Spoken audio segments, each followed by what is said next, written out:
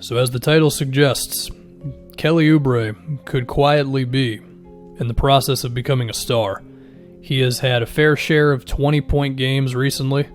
His efficiency has taken a decent jump for Phoenix, and it's mainly coming from his threes.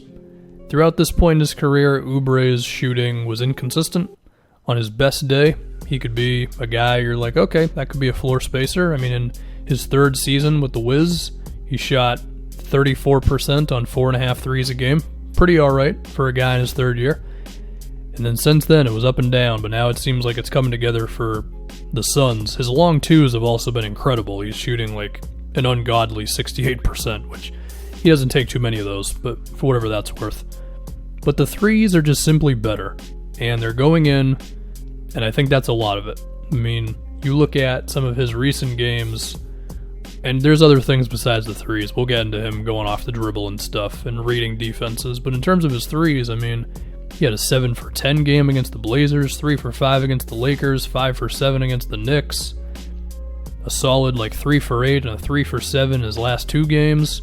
I mean, if he's going to be consistent from out there and he's going to be taking 6 to 7 threes a game, shooting high 30s, low 40s, that is immediately a very valuable offensive player.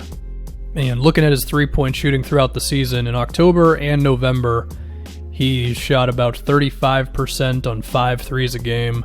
December was a little bit of a downturn, and then it's been really awesome in January and the few games leading up to January. So maybe he's just having a hot stretch, but I feel like there could be something here.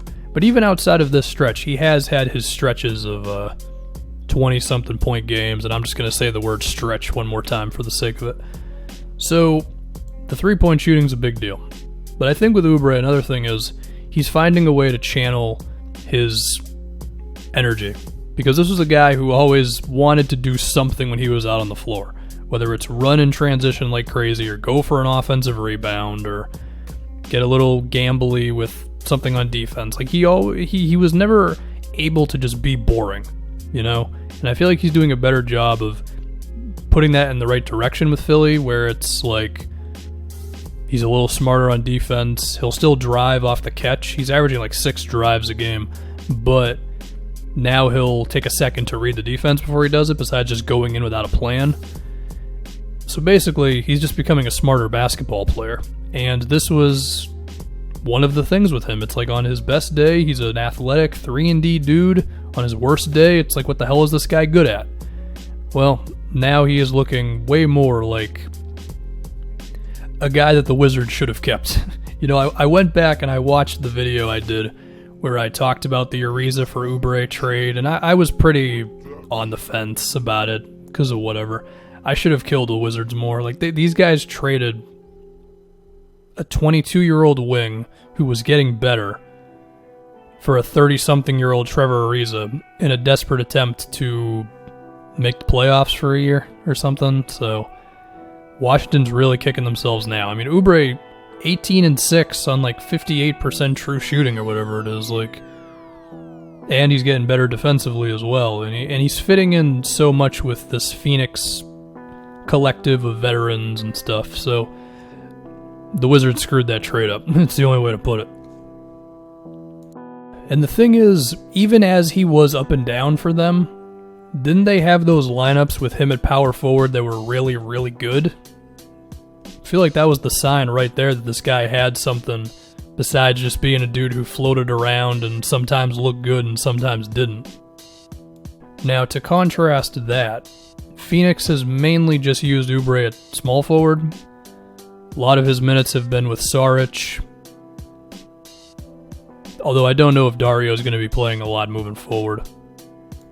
Partially because they've got Ayton back now, and they're doing the Ayton-Baines lineup, and the last time I looked at the numbers, it was actually pretty okay. Who knows if they can sustain that. But also, Saric just kind of hasn't been that great.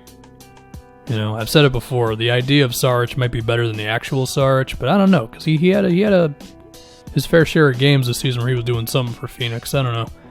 Can the Celtics have Dario Saric? I'll gladly take him.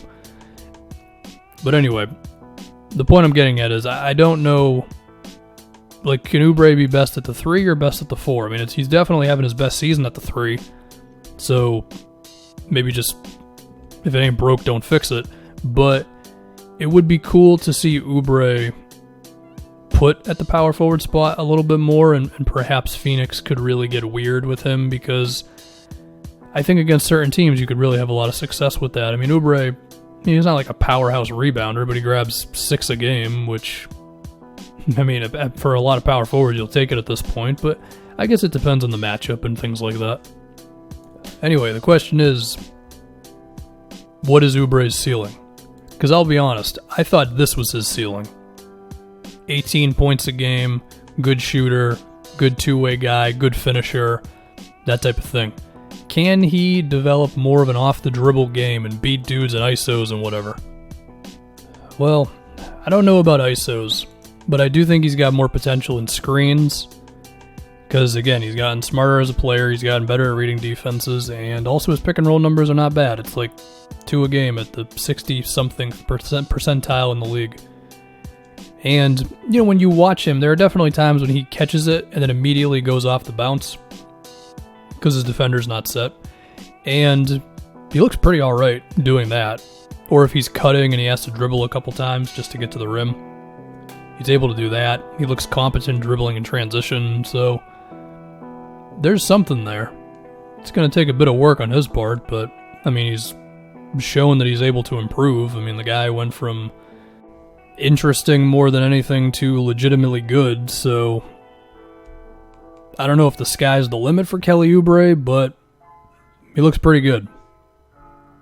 And depending on where his improvement takes him, his contract looks, I mean, it looks good anyway, but it could end up looking really, really good if he gets even better next year, because he's only making $14.3 million. Now, right after that, he is going to hit free agency, and Phoenix better be ready to give the dude some money. But, you know, at that point, a lot of their bad contracts are off the books,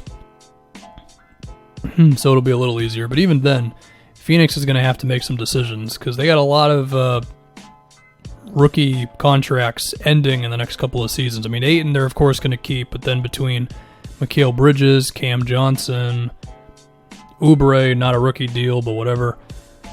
So they're going to have to decide some things. So I think he's been pretty good. Maybe his shooting isn't legit, but looks alright.